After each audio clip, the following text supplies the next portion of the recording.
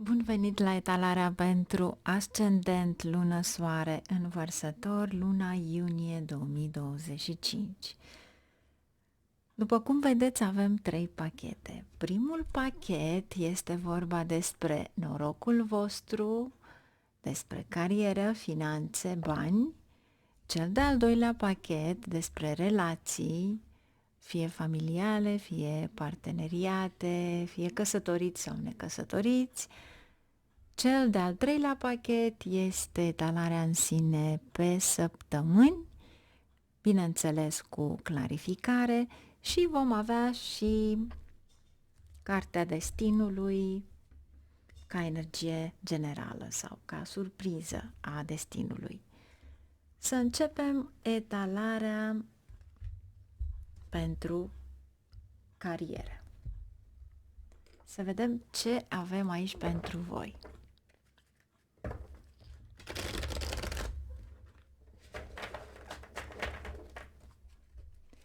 Haideți să vedem ce avem pentru vărsători. Ce ar trebui să știe vărsătorii?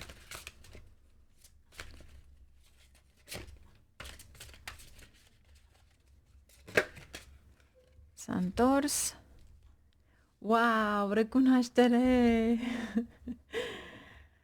Aici trebuie să sărbătoriți. Deci aici este potențialul unor noi surse de venit, un progres creativ, ideile noi. Bineînțeles că este prioritate ridicată pentru finanțe, carieră. Aici îți alegi într-un fel libertatea ta.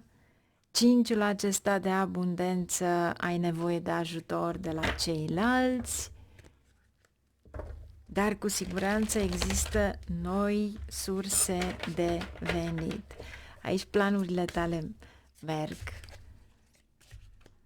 Combați parcă ceva din trecut, aici iei niște decizii corecte și în același timp corecte și față de ceilalți. Mesagerul de acțiune îți spune că acum este timpul să acționezi, iar aici este 3 de emoție, petrecere, 8 de abundență. Aici vă spune din start să valorificați creativitatea pentru avansarea în carieră. Deci, fiți atenți la noile oportunități, comunicați deschis, pentru că aveți deja și mesagerul de acțiune și asta înseamnă că e posibil să-ți faci mult mai multe relații și să fii activ la ceva la care se ivește pentru tine. Cei care poate ați avut lucruri care au rămas în urmă, cu câteva luni în urmă, ei bine, acum vi se spune că de fapt totul se aranjează și că se îmbunătățește și situația financiară, pentru că asta face treiul acesta de emoție.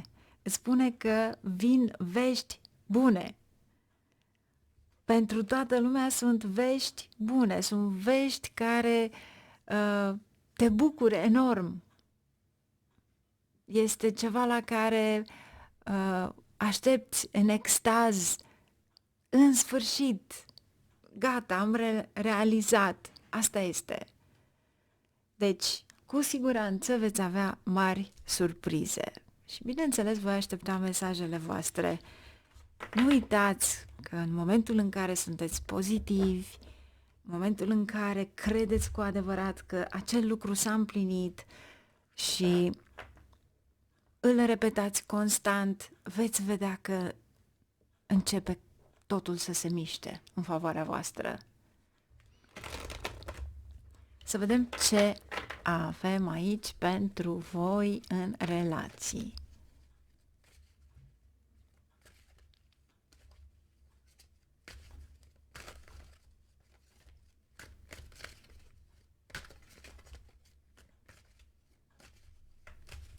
Ce avem aici pentru voi? Pentru vărsători. Ups. Deci, ce avem aici? Avem chimia între voi doi, meritați iubire, iertăm și mergem înainte, cum s-ar zice. Se învață din greșeli. Deci, cu alte cuvinte, posibil pentru unii dintre voi să aveți niște probleme relaționale, bruște, pentru că asta se vede aici, din nimic, pur și simplu, dar asta nu înseamnă că nu se vor vindeca. Sunteți persoane iubite și tot aici se vede de fapt, vedeți două cărți total diferite. Pentru unii dintre voi aveți iubirea adevărată, pentru unii dintre voi veți descoperi că că persoana respectivă poartă o mască falsă. Deci, exact ce am spus un pic mai înainte. Ceva la care nu v-ați așteptat, dar vine în momentul în care trebuie să se consume acel lucru. Fii optimist pentru că totul va fi bine. Și am senzația că această mască, să zicem, vine pentru că trebuie să realizezi că nu toată lumea vine cu un scop în viața ta de a rămâne pentru totdeauna. O vede ca pe o concurență, să zicem. Sau uneori intră cineva în viața ta pentru simplu fapt că un prieten sau o prietenă ține la tine foarte mult și din invidie, din gelozie încearcă să te cucerească. Tu ai senzația că e cel mai bun bărbat sau cea mai bună femeie pe care am văzut-o în viața mea, dar de fapt este total invers. Este datorită invidiei și atunci se descoperă. Și posibil să întâlniți persoana visurilor voastre. Iar în afaceri aveți grijă, pentru că aici, în același moment, vă spune, există concurență, să nu aveți încredere în absolut nimeni.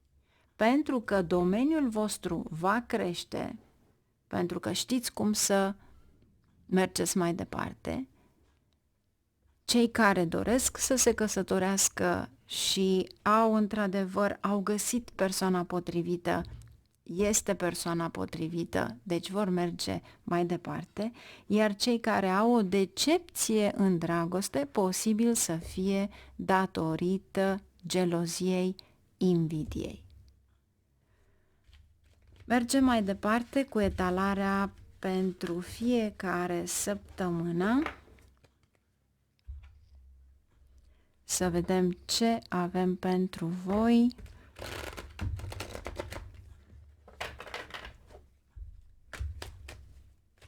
Ce avem pentru voi pentru fiecare săptămână, care este energia Vărsătorului, ascendent, lună, soare în Vărsător.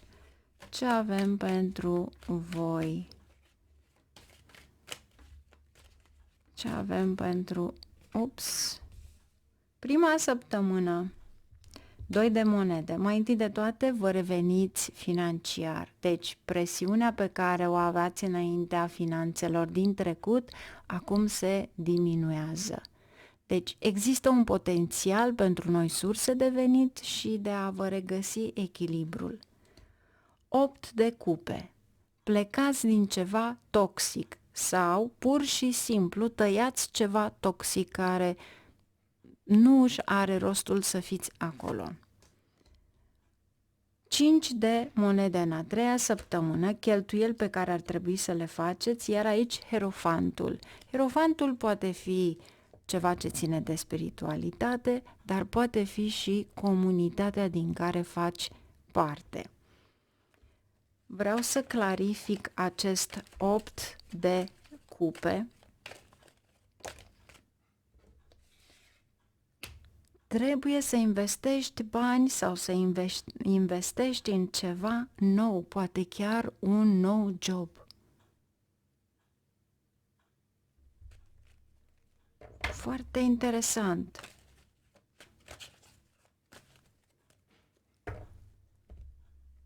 Să vedem ce avem aici. Iar aici avem carul. Carul, avem de-a face cu cineva care este dintr-o cultură total diferită. Carul poate fi cumpărarea unei mașini, o călătorie, dar ceea ce văd eu aici mai mult, aș spune că aveți o mare reușită. Aici este o energie feminină. Este ceva la care învingeți. O bucurie, o victorie. Aici este o avansare extraordinar de frumoasă. Aici este de fapt și activitatea voastră sporită. Posibil să lucrați cu femei, dar posibil să lucrați cu oameni foarte puternici, pentru că aici nu este numai feminitate, mai ales atunci când am de-a face cu această regină de spade, e o putere extraordinar de mare și poate fi puterea voastră. Aici luați decizii importante. Tăiați stânga, dreapta, nu vă mai țineți, nu mai țineți cont. Cine a mințit, cine v-a dezamăgit, dați la o parte. Totul este dat la o parte aici. Pentru că dorești să câștigi, dorești victorie. Este ca și cum îndeajuns este, ți-ai pierdut timpul destul. Haideți să vedem în prima săptămână doiul acesta de monede, echilibrarea voastră financiară. Deci am vrut să iasă cealaltă, 7 de spade și spânzuratul. Iar aici avem pajul de spade. Cineva care a încercat să vă manipuleze, cineva care a încercat să vă fure libertatea și să vă schimbe de fapt ideile. Dar, vedeți voi, pajul acesta de spade are un rol important pentru că el este spion și de o parte și de cealaltă. Și el trage mai mult acolo unde îi se dă mai mult. 10 de cupe. Aflați prin intermediul cuiva care ar fi putut fi nou membru de familie sau poate cineva care are o legătură cu voi ca prieteni foarte buni, că ceva s-a pus acolo la cale.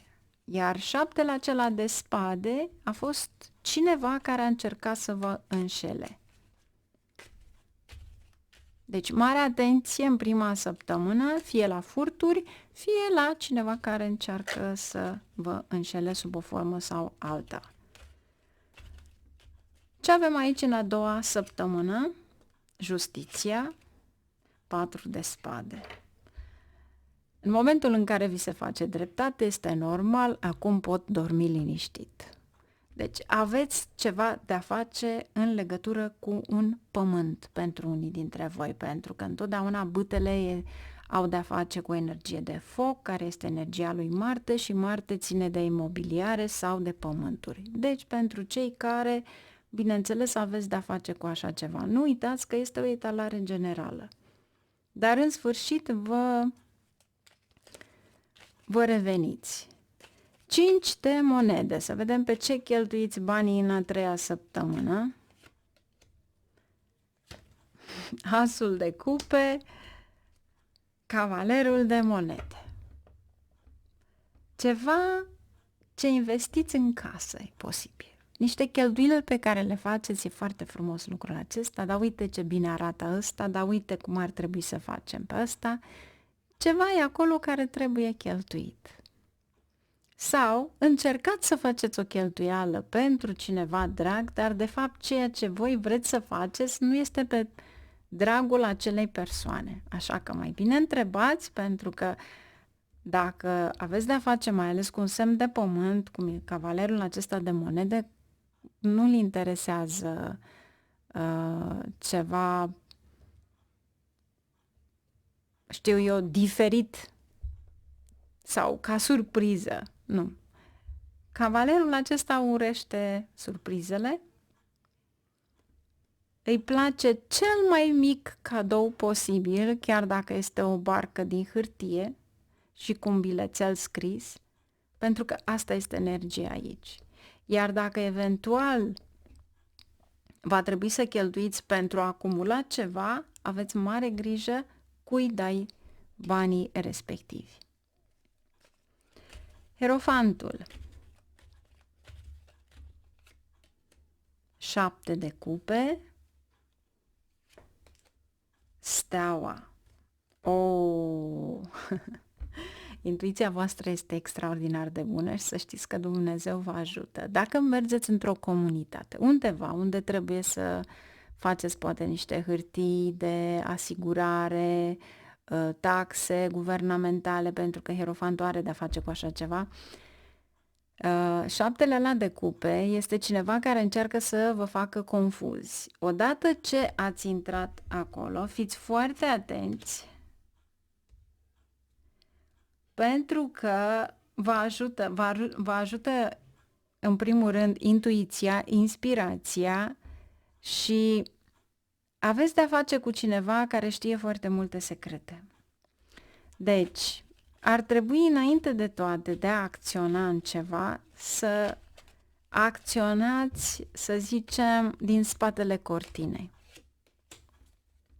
Iar aici este regina de cupe și Hierofantul. Poate sunteți prieteni cu soția, soțul Hierofantului acesta. Nu contează genul, masculin, feminin, nu. Aici are, de fapt, să zicem, titlul de primar, titlul de consilier, genul acesta. Deci, poate unii dintre voi aveți nevoie de așa ceva și găsiți dintr-o relație în relație și în secret se rezolvă ceva, pentru că aveți succesul. Iar aici aveți 9 de cupe. Dorința pe care voi o aveți, să știți că măcar una din acele dorințe va fi. Și simt o avansare. Este carieră, este afacere. Singurul lucru care vi se spune este să aveți răbdare, să știți cum să gestionați stresul. Nimic altceva. Dar cu siguranță aveți o mare avansare, aveți carul. Universul vă susține. Haideți să vedem cum vă susține aici. Ce vrea să vă spun aici? 7 de primăvară. Fii asertiv. Îndepărtează-te de oricine nu-ți mai aduce nimic și pur și simplu îți aduce doar o pierdere de timp. Iar asul de vară îți spune că inima ta trebuie să fie deschisă numai către iubire și că poți într-adevăr să trezești niște puteri spirituale și intuitive pe care nimeni nu le poate avea. Și este aceeași energie pe care o aveți aici.